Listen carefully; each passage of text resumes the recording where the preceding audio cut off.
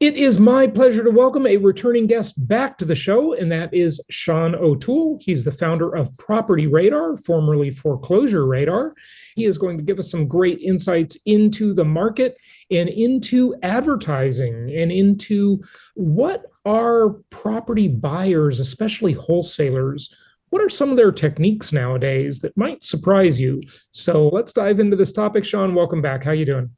I'm doing great. Thanks for having me, Jason. Good to see you. So, where do you want to start? Maybe with just the 30,000 foot view of the marketplace and what's going on out there. Just, the overall elevator speech, I think would be a good place to start. Yeah, I think I don't know that I have much unique to add, right? We are seeing inventories increasing a little bit finally this year. Not enough, though. Not enough. Yeah. Some folks that think with the additional inventory, we'll see more sales. We've also seen, interest rates tick up a little bit, so that could mean less sales. I think big picture, we're going to stay in a fairly low sales volume environment until something, significant changes in the market.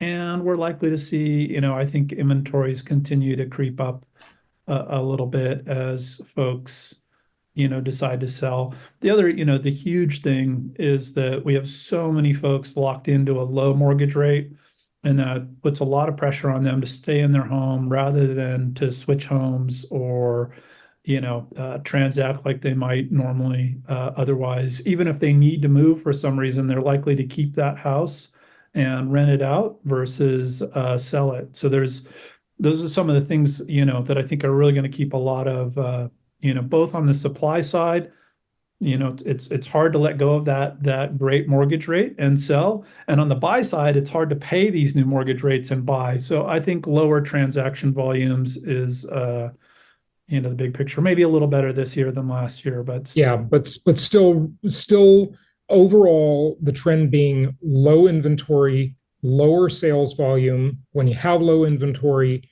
you have low sales volume automatically because you don't have enough to sell. And then you have, of course, demand destruction thanks to the high interest rates. So demand And is high lower. prices. Yeah, I right. mean, the high prices are actually worse than the high interest rates in terms of demand destruction. I mean, Tell you us look about at that. prices now versus 2019. I mean, it's just insane in a lot of areas how fast prices moved up, and they really moved up to unsustainable levels that were, that are a bubble. I don't think it's a bubble that'll burst because we've removed the mechanisms for bursting bubbles, but maybe it'll go. Okay, I got to ask you about that. So it's interesting. You made the remark high prices. We saw prices go through the roof, obviously. And then you said it's unsustainable. But interestingly, it seems to be not only sustaining, but continuing to appreciate. And Sean, that's one of the things I've been saying. What other asset class could you literally triple the cost of money? Where the mortgage rate is essentially tripled, I mean, from the very bottom, yet prices continue to increase. That has surprised So the doomers and the gloomers and the crash bros like crazy. And so that's surprising. Maybe comment on that. But yeah. then the other remark you made. So, there's a difference between value and price. So, if we all had to, just clear the decks, we all got rid of our homes today in our neighborhoods, and we had to rebuy those homes. The people that live there could not rebuy their homes at their current prices. True. Yeah. Prices would have to fundamentally fall. What people that live in an area can afford to pay for a home, to me, is the value of the home, right? Price is what three idiots recently paid. I love Right. it. So, because it's the sales comparison approach, to appraisal. It's just three comps, maybe four, maybe five, but it's just a few recent sales. And so you get in a position like this where prices make no sense for the incomes in that area, right? The value's not there, but I need to live there and I'm moving from somewhere else, which has the same thing. I can bring that funny money over and overpay. Meaning the equity. Yeah, the equity.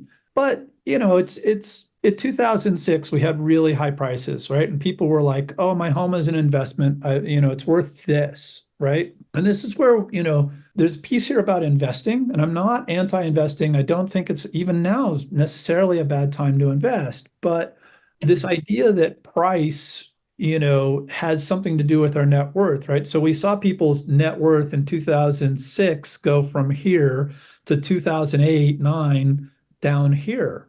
But the fundamental value of that house, as housing, didn't change at all during that period of time, right? It still served the same purpose. It served the same value for us. And so, unless you were a buyer or seller, nothing really changed. And if you bought in 2006 at that peak and you could afford the payment, it served as great housing for you, even though your price went way down. And it's now a good investment again. It just took a little while. So, if you're investing, what you want to look at is what's the cash flow, and just forget price. If you go to sell at a time when appreciation's great, that's the icing on the cake. I think the value of investing is that cash flow, that return that you get. And by the way, you have an asset where rents go up over time with inflation and value of the property should come up over time. And as a home, can you afford to live there? And do you like to live there? That's all that matters. All our fascination with prices, unless you're buying or selling right now, is misplaced. Okay, so our fascination with prices is misplaced. It's misplaced. Why? Because we're acting like speculators, or we're expecting prices to go up, or what just unpack that more. So right now we have, the median price in my little town is now $1 million, right? And you're up in the Lake Tahoe area. Lake Tahoe area. It wasn't that long ago, it was $500,000. Okay. Right? So it's doubled. It's doubled, right? So if you live in Lake Tahoe and love living in Lake Tahoe, what does that do for you? Right? It allows you to borrow some money and put yourself in debt. It allows you that.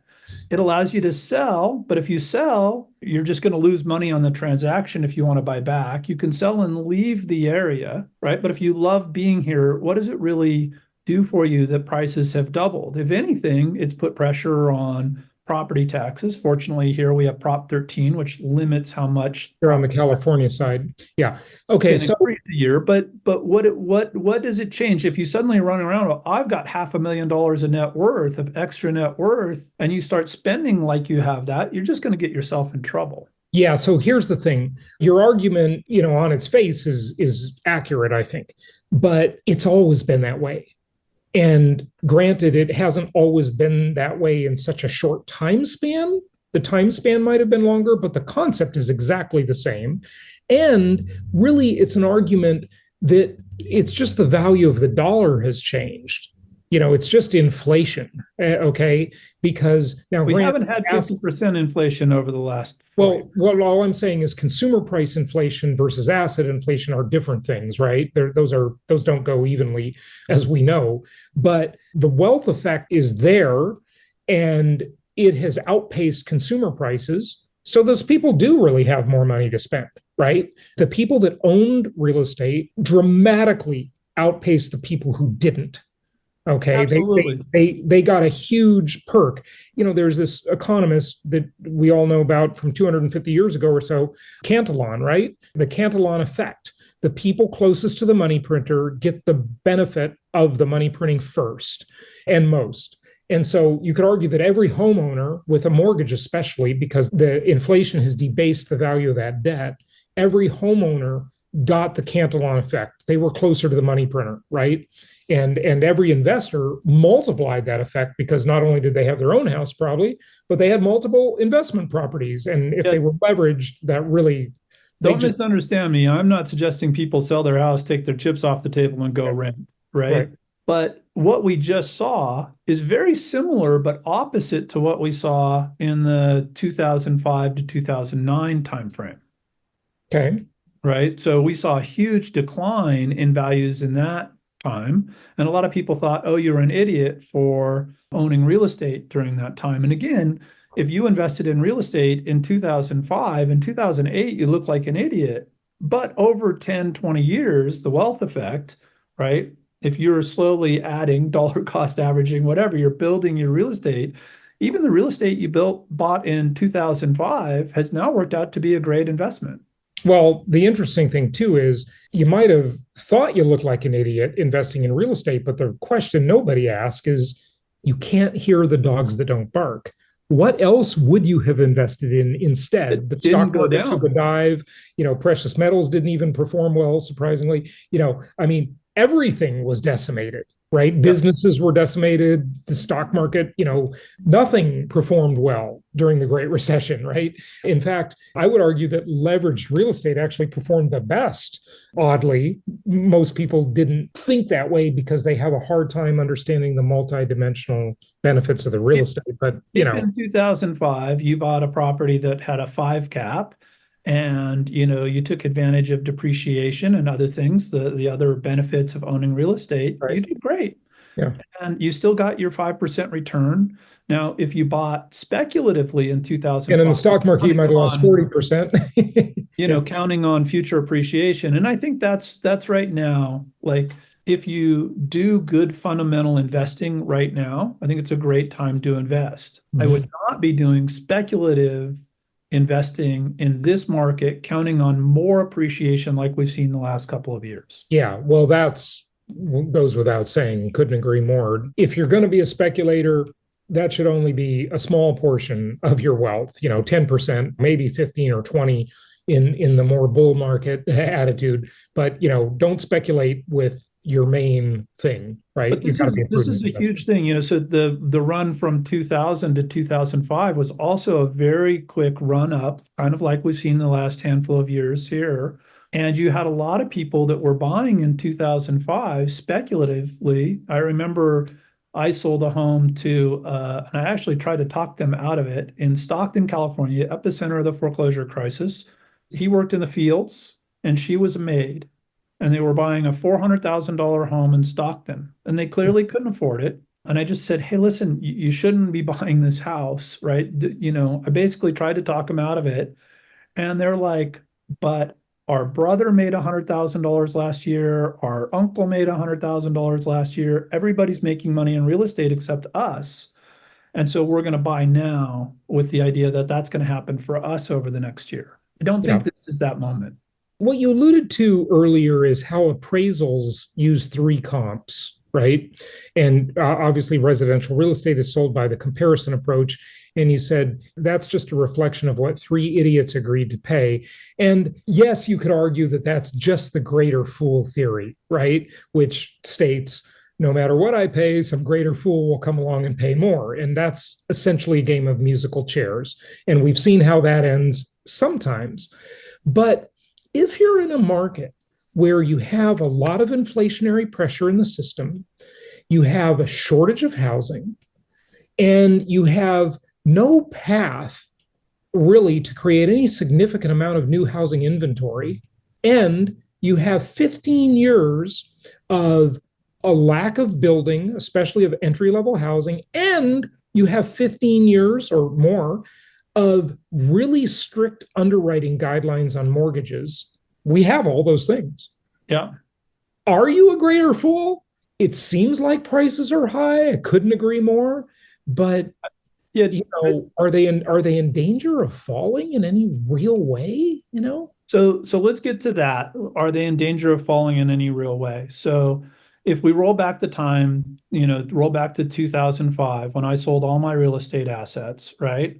And it was high prices, slowing sales, looks a little bit like today, and certainly looks a lot like last year. Why didn't I sell everything last year? And I did sell everything in 2005. And why didn't prices go down last year? They went up, right? Yeah, but go ahead. Well, they still were going. So, I'm going to sidetrack on that for a minute, right? So, one thing you have to keep in mind is we look at median prices. Now, Baselane, our sponsor, it is the #1 banking platform built for real estate investors. It's banking, online rent collection, bookkeeping, tax reporting, analytics, and more. You can enjoy real-time cash flow analytics on your properties. You can get ready for tax season with automated bookkeeping and financial statements ready for your CPA. Join more than 40,000 real estate investors who trust Baselane to manage their rental property finances. Go to baselane.com/Jason for a chance to win a $500 Amazon gift card. I sold all my real estate in the Central Valley of California at the beginning of 2006. Okay. across the board at all price points, prices were falling through all of 2006. And across the board in 2006, median price was going up. Doesn't make any sense, does it?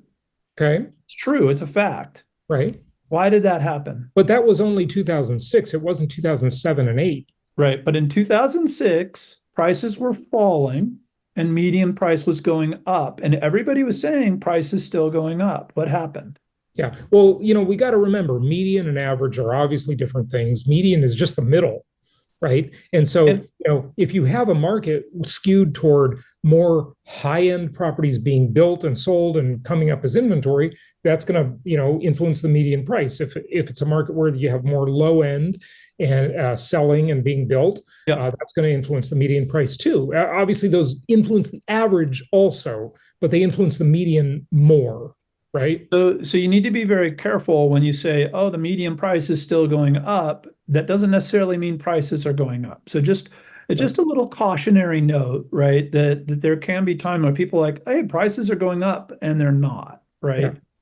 And certainly not at all price points either. So it is good to look at, like you had Mike Simonson on, he's got his thing where he breaks it down by quartiles and shows it's still Yep. medians, but it does show a little bit more of what's A little happening. bit more clarity when you do A it little that more way. clarity, Right. right? Yeah. Just got to be a little careful there.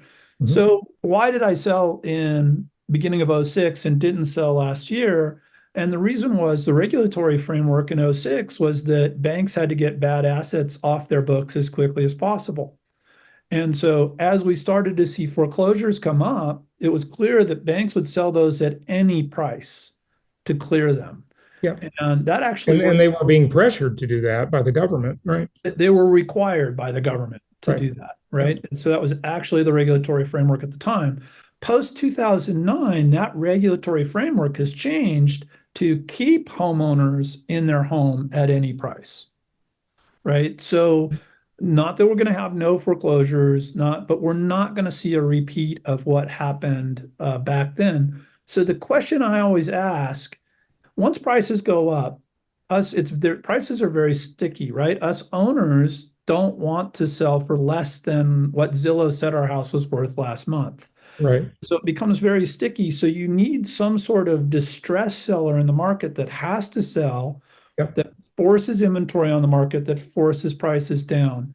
And that's what I don't see in this market right now. And I think that's why prices have been as sticky as they are. I think it would Yeah, so actually be healthier for the market, healthier for realtors, healthier for everyone if prices drop by 20 or 30%. But I don't think it's going to happen because there is not a distressed seller anywhere right now, especially with so many people locked in with low interest rates. yeah, you're exactly right. I mean, 25% of the country has a mortgage at or below 3%, 65% of the country at or below 4%. These people are extremely comfortable. And Sean, that's what I always say. I keep beating this drum that there is I mean, one. something like 40% now are free and clear. Yeah. Oh, no, It's an unheard of number of the people that own their home free and clear. Right, right. And so they have no pressure. The people with the low rates and lock-in effect and the people with free and clear homes have zero pressure. And I always say the one ingredient you absolutely positively must have for a real estate crash is tens of millions of distressed homeowners who become millions of distressed home sellers. And we have the complete opposite of that. Yeah. So the people that control the inventory are extremely comfortable. And one of the things I've also been talking about a lot is how the doom and gloomers got it so wrong. When interest rates went up 2 years ago, they were focused on affordability, and they were right. Affordability got terrible. I mean, affordability still is terrible. It's the worst it's been in 4 decades. Ever. But that's not what matters. What matters is not new entrants coming into the market. And interestingly, just as an aside, new entrants are coming into the market. I mean, something like 58% of the market now is first-time buyers. Well, we've got a demographics issue there, right? We've got millennials, and those millennials are getting supported by their baby boomer parents who have what, $80 trillion in wealth to pass along to their kids. And so, what economists never understand is that eventually, I mean, look, people may complain, they may resist for a while, right? And they did that, and they have been doing that for almost 2 years now. They say, oh, well, housing has become so unaffordable, and it used to be so affordable during the COVID era, right? But that was an anomaly too. That wasn't reality either. Okay. And so the delta got really big between their old expectations and the new reality. But eventually, Sean, what they do, what everybody does, because we're all human, is they eventually just capitulate. They eventually just realize, look, this is the new reality. It's not going to change. It's not going to get any better anytime soon. I got to move on with my life. I want to buy a house. I want to start a family. I can't live with my parents forever. I mean, that's the millennials, right? And Zoomers, and they just get on with their lives, and they adjust their expectations downward to what they can get, and that's what's happening. And the crash bros also are, I think we have not historically had this level of inflation and other things. And so they'll look at things like credit card debt and go, oh my gosh, look at this increase in credit card debt. Yeah. Right. But if you adjust that credit card debt for wage inflation, so people can afford more credit card debt, and then you adjust it for the cost of the goods, right?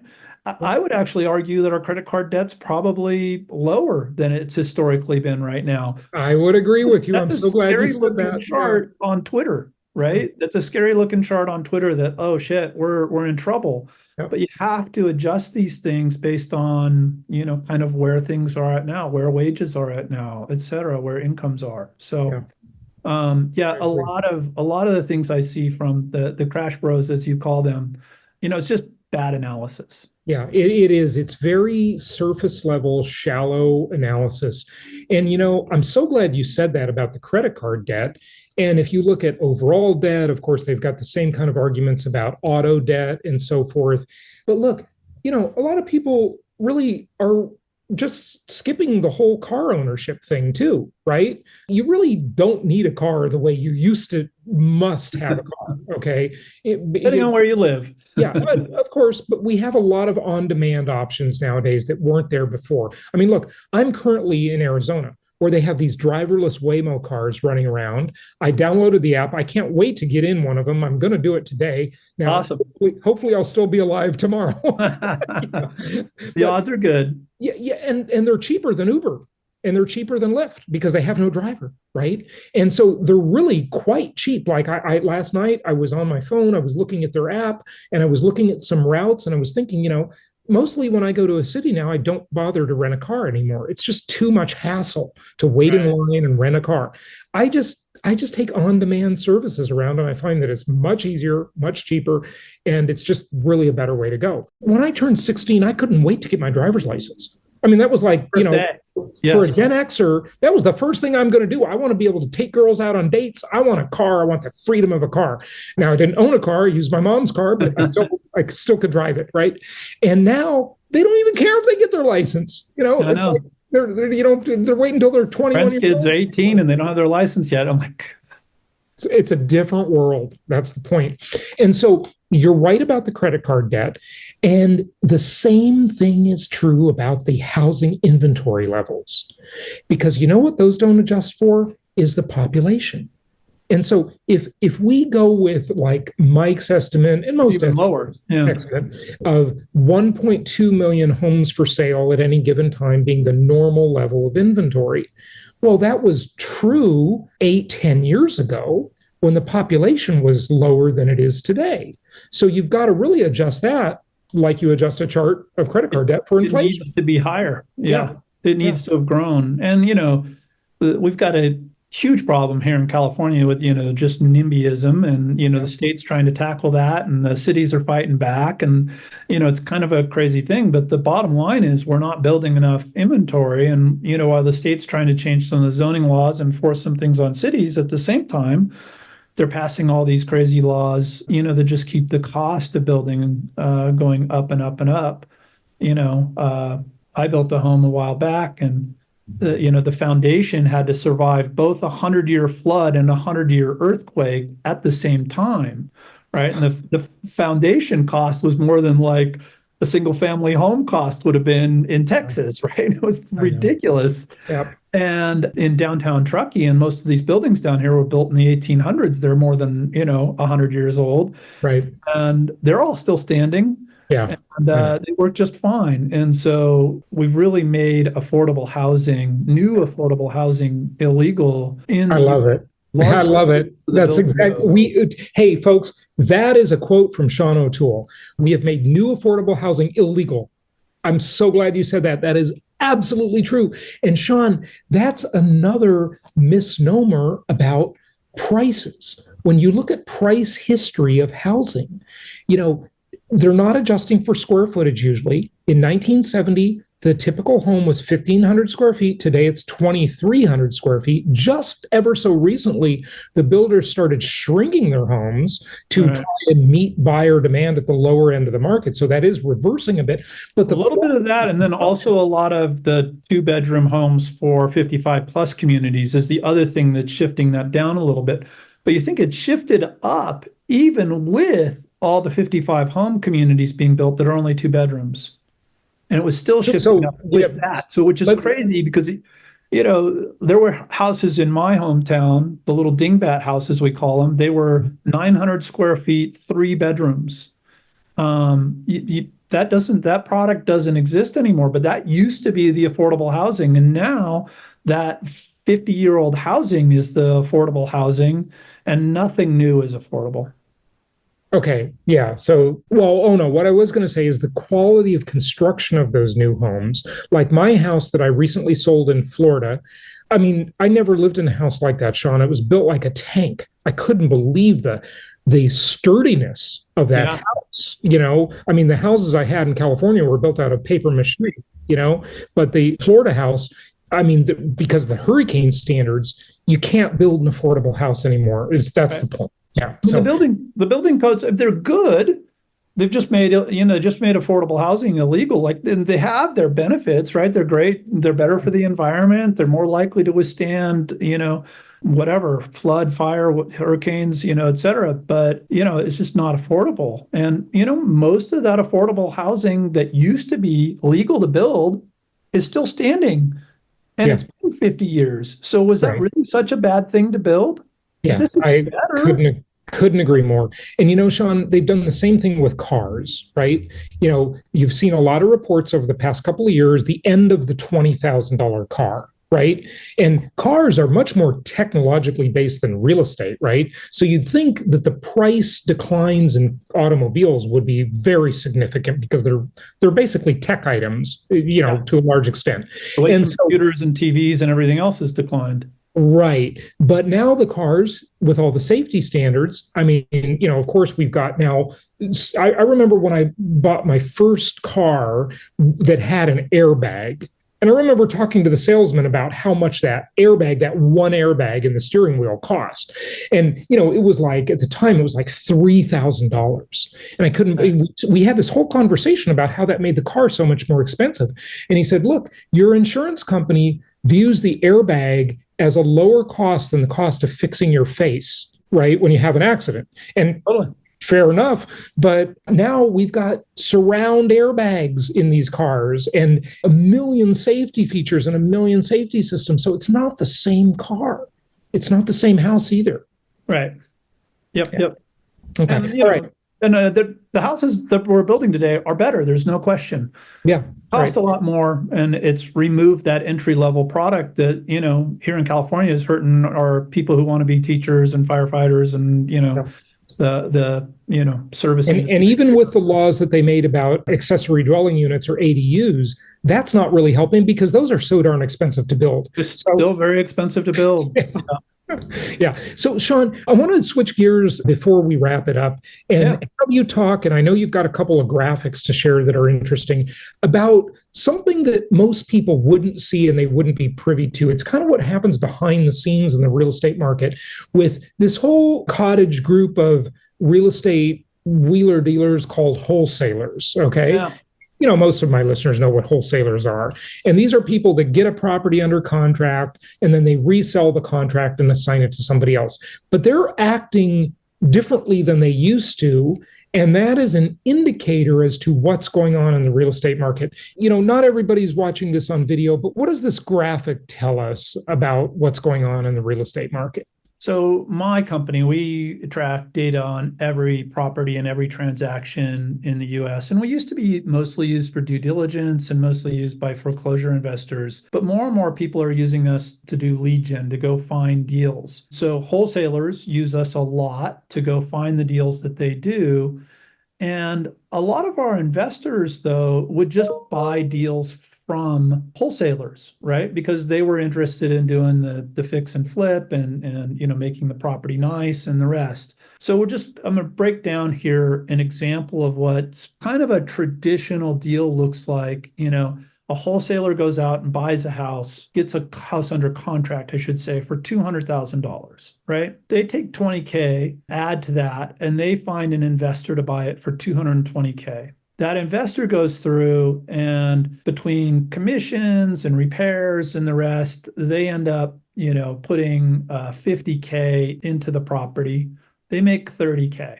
So the wholesaler, for just finding the lead and handing that lead off, they never even necessarily take title to the property, make 40% of the total money made on the deal. And the investor, who takes all the risks, puts out their cash, does all the repairs, takes the market risk over time, and all the rest, makes 60%, right?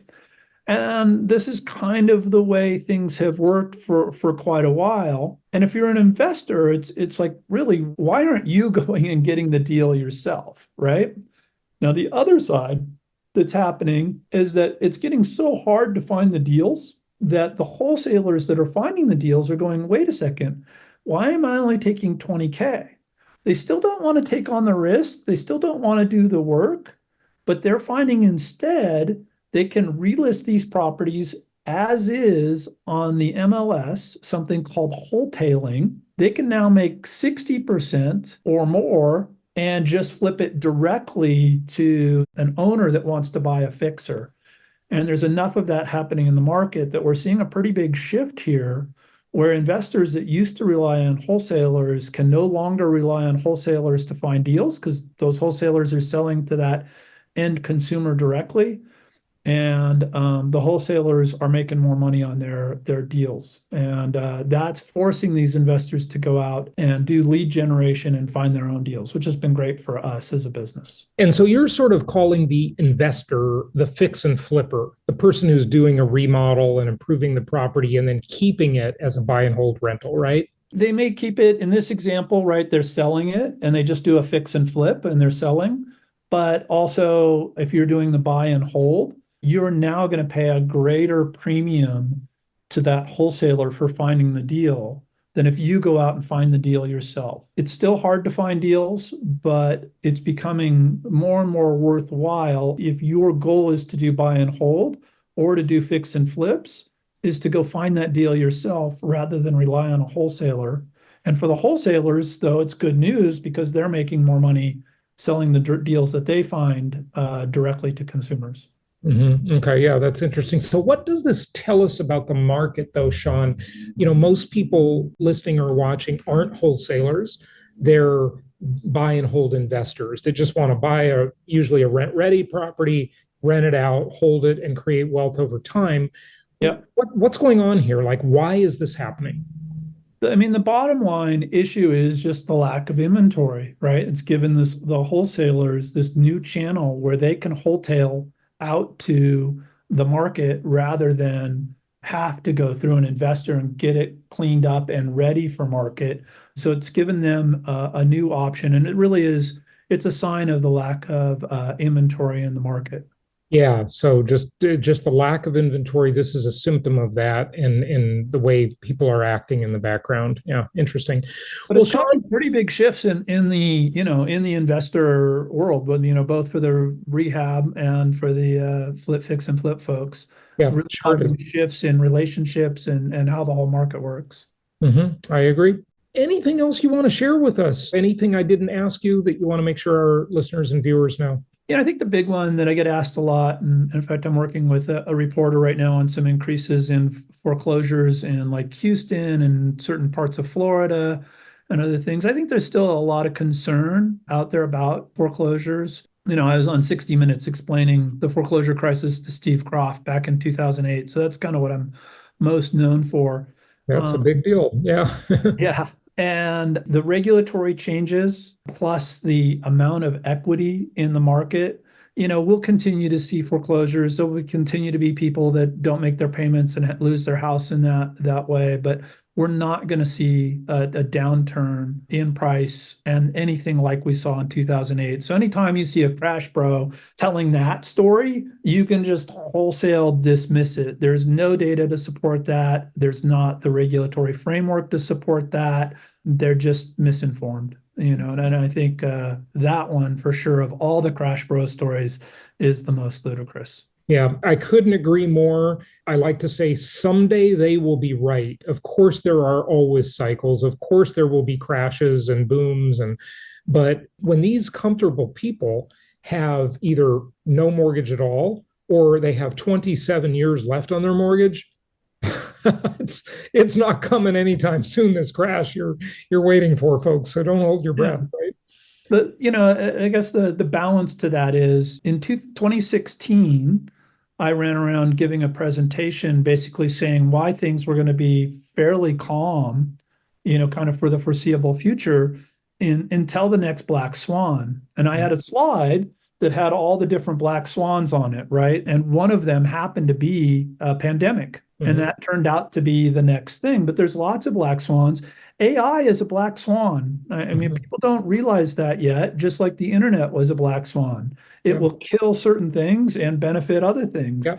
And it's going to cause change in the market. I don't think it's one that's going to harm real estate prices, but we do live, I would say, largely in a crisis cycle economy where we move from one crisis to the next. And what I thought would happen in the slideshow I gave in 2016 is that in the next crisis, we would do a good job with reflation, because that's kind of what we do as a country, or what most countries now do, right? Is you do a combination of stimulus and other things.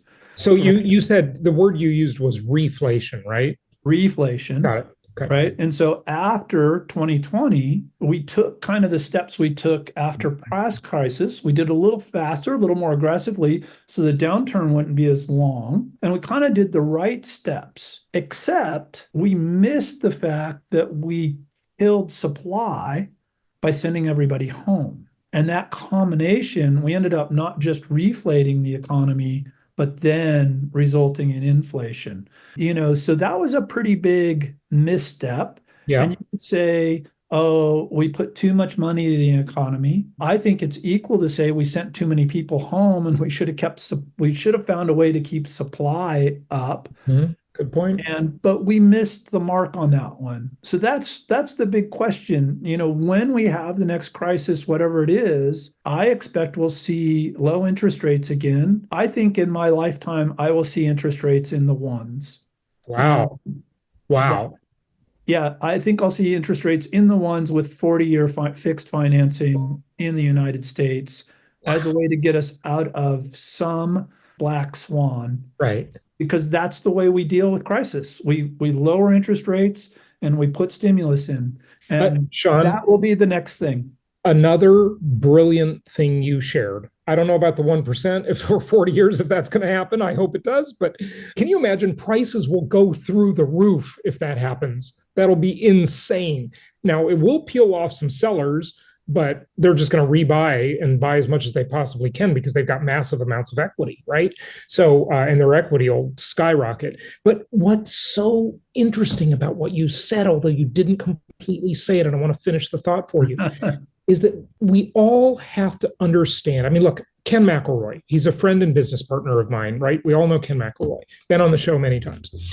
During COVID, when COVID started, he was making dire predictions about the end of the world. He said, in fact, one of his videos, he said, this year is over, write it off, forget it.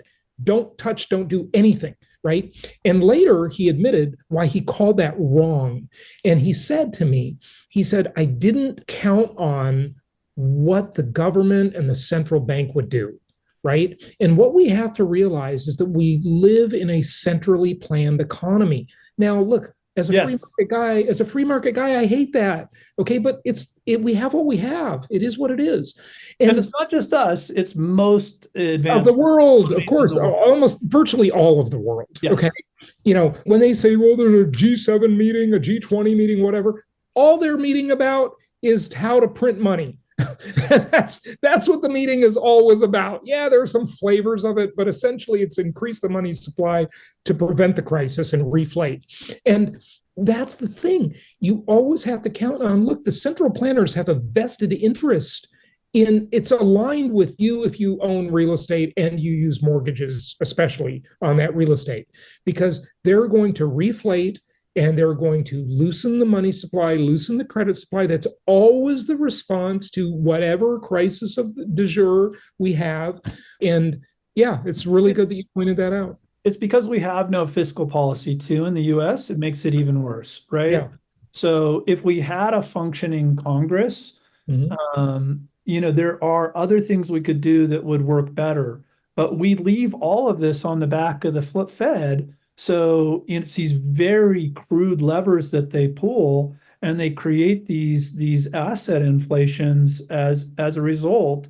And of course, we got inflation this last time too, which is, really unfortunate. But it is, there's the lack of function in Congress. It makes this even more likely to happen next time at maybe even greater scale. It's like when you run out of energy, 1 cup of coffee will help, 2 cups of coffee will help more, but there's a diminishing return. And that means they just have to print more and more and more each time. And so it makes the problem worse and worse each, or better and better, depending on what side you're on. We've been doing this since 2000, right? So we learned a little bit after 2000. We did it again in 2008, then to 2020. And it will be what we do with some modifications. Now, the one thing that I will say is that I don't know that the Fed will do it as aggressively if inflation's still high. And, a lot of people feel the Fed went the wrong way with pushing rates up as high as they did to try to break inflation. Yep. Right now, it's looking like maybe they didn't do enough. And I know that sounds terrible right now, but would we rather have a short period of pain followed by a long period of calm than not having done enough and continuing to have inflation be a problem? So we'll see how that all plays out. But it's easy to be an armchair quarterback, and I'm saying this for myself, but totally. They should have raised rates much sooner and much more slowly. That would have been the recipe. I mean, Powell kept sticking with his transitory narrative for way too long, when it wasn't transitory anymore. So, that was their mistake. Sean, great talk with you. Love having you on. We got to do this more often. Give out your website and tell people where they can learn more about you and your company. Yeah, propertyradar.com is definitely the place to start. I'm also on, LinkedIn, Facebook, Twitter, all of those normal places, and usually pretty easy to find. It's usually like /Sean O'Toole, but you'll find me no problem. Good stuff. Sean O'Toole, thanks for joining us. Thanks.